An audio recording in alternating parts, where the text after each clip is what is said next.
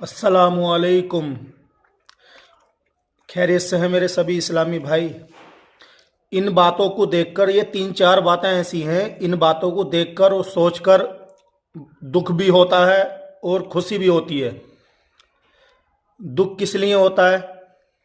कि दुख इसलिए होता है कि हम मुसलमान केवल नाम के मुसलमान रह गए, या हम मुसलमान केवल गोश्त खाने के मुसलमान रह गए,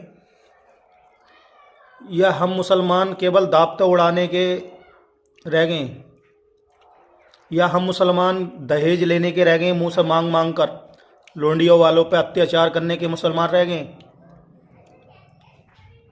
कई चीज़ें ऐसी हैं कि जिनसे बहुत दिल दुखता है।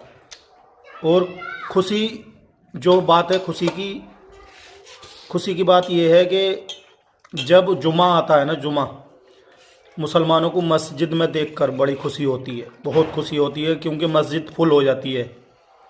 और दुख की बात यह है कि जब जुमे की नमाज है, जुहर की नमाज है, ये फुल में होती है मस्जिद, जो असर की नमाज आ जाती है तो एक जमात भी नहीं होती है। और जब जुम्मे की नमाज होती है तो जुम्मे में मस्जिद में जगह नहीं रहती है भाई। अब ऐसे ही कोई ईद की नमाज आ जाती है तो बिल्कुल फुल हो जाती है जगह, या कोई ऐसा त्योहार आ जाता है तो मस्जिदें फुल हो जाती हैं। ये खुशी की बात है। और दुख की बात यह है कि बस हम लोग जुम्मा पढ़ने लायक रह गए, ईद की नमाज पढ़ने लायक रह गए हम लोग, या शब बारात की नमाज पढ़ने लायक रह गए हैं, जो शब बारात वाले दिन नमाज पढ़ी जाती है, या बकरा ईद की नमाज पढ़ने लायक रह गए। बताओ, हद हो गई भाई मुसलमानों।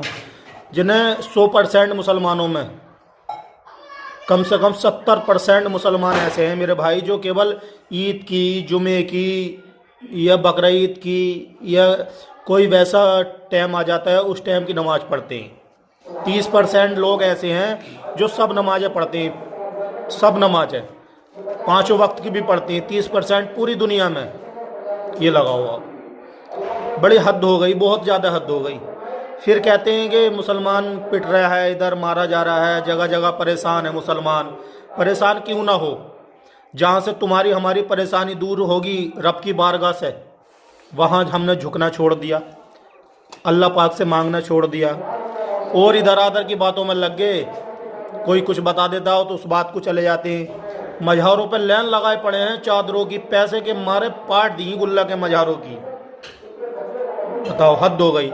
सबसे पहले नमाज है, जहाँ को भी जाओ बाद में जाओ, पहले नमाज पढ़ो, पहले नमाज पढ़ो, जब होगा काम कामयाब।